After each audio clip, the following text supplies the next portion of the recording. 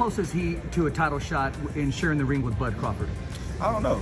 But Vergil, you know, he's right there. You know, he's right there. You know, he's been proven that he belongs with the top fighters in the division. And, you know, who knows? A couple of fights or next fight or whatever the case may be, he might be sharing the ring with Terence Crawford. You never know. Victory, you know, he just beat Canelo, you know, the face of boxing. So that makes Canelo, that makes Crawford the face of boxing at the moment. And he earned the right to fight whoever he want to fight. Terence, if you come to 154, is there a chance? Was that the conversation you had? Basically, I just said, hey, are you going to defend it? And he said, no, that's my last fight at the Canelo. I'm like, okay. In response to Vergil Ortiz's call out, Terence Crawford acknowledges that Ortiz is a talented fighter who is demonstrating his ability. He praises Ortiz's ascent and asserts that the young competitor has what it takes to compete at the highest level. Crawford merely suggests that the future is uncertain when questioned about the difficulty. What's your message now to Terence Crawford? I'm here whenever. I'm ready to fight whenever. I'm here to fight anybody. I don't care if it's Crawford, Spence. Terence Crawford gets called out by Vergil Ortiz, who states that he wants to compete against the top fighters in the sport. He claims that obstacles like Crawford inspire him to keep getting better and establishing himself as one of the best. Ortiz makes it obvious that he wants big names next because he is confident in his strength and development at 154. Look, I'm here to fight the best. I don't care who it is. It can be Luke's next, it can be Spence next, it can be Crawford next, if he's still willing to do it. Because, you know, that's a fight that I've been calling for a while. I think that's a great fight to make happen still. And we're just going to keep doing what I do best. Speaking with complete confidence, Vergil Ortiz asserts that he could defeat Terence Crawford even if he were still in his prime. Ortiz admits that he respects Crawford's accomplishments and observes every move he makes. However, he has a great belief in his own strength, quickness, and timing. For him, confidence is a reflection of the effort he has put in since gaining weight rather than conceit. Given that Crawford has one of the top pound-for-pound rankings in the world due to his success across several divisions, many consider this to be a bold assertion. Ortiz, however, maintains that he can spot opportunities that others overlooked and claims he doesn't think Crawford is unbreakable. Fans and experts disagree on whether the young competitor can truly equal the skill and experience of a seasoned winner like Crawford after hearing his statement. 5 fighters that you would like to fight coming up. So we got Tim Tszyu, we got Crawford, Spence, or I guess you can say the winner of Spence or Fundora. Charlo's is a good one. Who else we got at 54? You want to fight Terence Crawford right now? I would love to fight him, man. I think he's like probably the #1 pound-for-pound fighter right now. Do you think he's out of his peak? No. Or is he in his peak now? I think he's in his peak. And you're saying you could be the peak prime Terence Crawford? I'm saying I believe that I can. I respect it 100%. I believe that I can.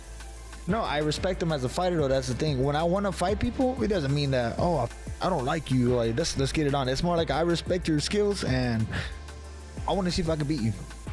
Many fans immediately likened Vergil Ortiz's victory against Israil Madrimov to Crawford's earlier fight with the same opponent. In response to those analogies, Terence Crawford stated that Ortiz didn't appear dominant even though he prevailed. Madrimov didn't seem to be as intelligent or conditioned as he was throughout their fight, Crawford noted. Madrimov wasn't at his best that evening, in Crawford's opinion, and Ortiz's victory didn't say much about how he would perform against a fighter of his caliber. He responded calmly yet firmly, demonstrating his continued belief in his superiority. Fans interpreted his remark as a subliminal reminder that, despite Ortiz's talent, Crawford stands out due to his skill and combat IQ. But he just, you know, he was more prepared for my fight. If you watch him, he was winning the fight, and he gassed out. Oh yeah, that's true. He gassed out, and he said from, I don't know what type of sickness he had. So condition-wise, he wasn't as prepared. Yeah, that he had to pull out the first fight and come back. I don't know, but Vergil did good. He put a lot of pressure on him, and you know, fought a good fight. But you could tell that he didn't leave unscarred. You know, when you look at the faces of both fighters, you would have thought Vergil lost. Oh, okay. I did hurt his hand. His knuckle was broken. I don't know if you've seen him like the last couple of Vergil. Yeah. Ortiz, yeah, he had a broke hand, but he said he didn't know anyway. He didn't feel it throughout the fight. It was a good fight. I thought Madrimov was doing too much moving. Right. You know, in the beginning rounds, which that was getting the rounds in the bank, but at the same time, he was exerting too much energy. How do you feel about when people say, because Eddie Hearn said it, a few people were saying it, that you moved up to 154 and you didn't have the success that you had in all these times. So they're thinking it's because of the weight, when I'm saying it's the style. Madrimov wasn't trying to commit as much, and you hurt him, he never hurt you. Right. So how do you feel about everybody saying that? Well, I laugh. I won the fight. They making it seem like I lost. Well, Eddie was like, no, I think that night in August, he was like, no, I don't know about that. I think, no, Eddie was, I believe Eddie was saying that. Eddie was complaining about the scorecards. Nobody said Madrimov. Eddie was saying that it was closer than that. Maybe Madrimov could have won. He was saying, I think he was. I think he was. He's trying to get you mad at Eddie. No, I'm not. Terence Crawford has already planned his next big move. He will make his debut in the 160-pound class on March 28th in Omaha against Carlos Adams. In order to win another title and become the undisputed champion of 3 divisions, Crawford has stated that he intends to remain at this weight for 1 or 2 bouts. This is a good first test for Crawford at middleweight because Adams is renowned for his strength and stamina. Although the fight is exciting, it also begs the issue of whether Crawford will ever weigh 154 pounds again to take on opponents like Jiren Boots Ennis or Vergil Ortiz. For the time being, Crawford is concentrating on getting used to the new division and demonstrating that his abilities can help him defeat opponents who are inherently larger. Many experts think that he will solidify his reputation as one of boxing's greatest fighters if he prevails in his upcoming bouts. Terence Crawford in their sights because they all understand that Terence Crawford can drop down to middleweight after defeating Canelo in September and becoming the undisputed super middleweight. Terence Crawford can now drop down to middleweight, 160, right? And become undisputed at 160 with 1 to 2 fights. 2 fights max, right? He'll be 39 years old in September. 2 fights, Terence Crawford can become undisputed, max at 160. He can fight Carlos Adames in March. And then he can fight the winner of Lara versus Janibek in the summertime, August, right? And this gives Terence Crawford the history he needs to 1000% cement himself as, in my opinion, it's all opinionated, but this just cements Terence Crawford as top 5 greatest boxers in history, in my opinion. It cements him as top 5 greatest boxers in history because this will make Terence Crawford a 6-division champion and 4-division undisputed champion. That's what that makes Terence Crawford. That's historic. That's absolutely historic.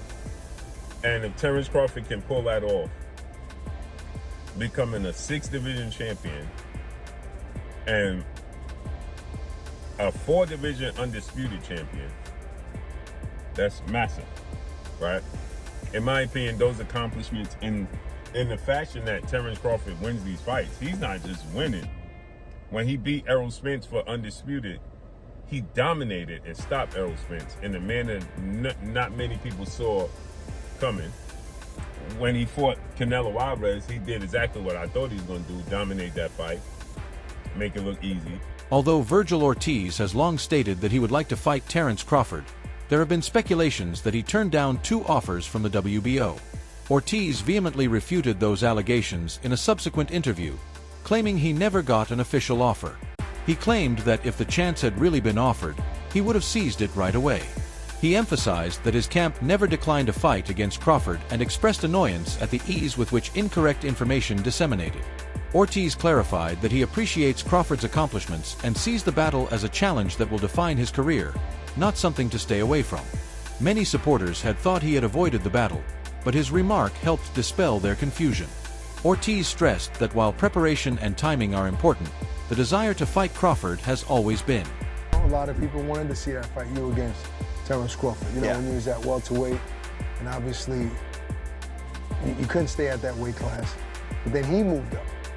Was there ever a point where the Terence Crawford fight was a reality, like a real offer, like real negotiations going back and forth, or was it never that close? It was never that close, man. So, you know, I know a lot of people say that the WBO president said that we turned down the fight. I never got an offer. I wouldn't have said no. I would not have. I wanted that fight so bad. I mean, I'm not the type of person to say, oh, I want to fight this guy and keep pushing it and then get the opportunity and say no. There are fighters like that. I'm not like that. Yeah, you know, we believe that. I would have said yes. But what about your trainer, Robert? Have you ever had a conversation with him about the Terence Crawford fight? More with my dad. Okay. More with my dad. You know, there were some days where he'll be like, you beat him if you fight like this, or if you fight like this, you don't beat him. So, really? Yeah, he would tell me. No, he tells me the truth. He tells me the truth. If you fight him like this, you beat him. Other days, you're not gonna beat him like this. You know, you might not remember, but when we had our show, I believe it was called Sweet Scientist at the time with The Zone, and we had you on, and you were one of our first guests, and I asked you about Crawford, and you was like, nah, not yet, I'm not ready. You know, that was humble. No one really speaks like that. Now, you was ready for him maybe about 6 months later, but still you were humble enough to say that. Do you remember that? I don't. You know, no, I don't. Hell no, you can't.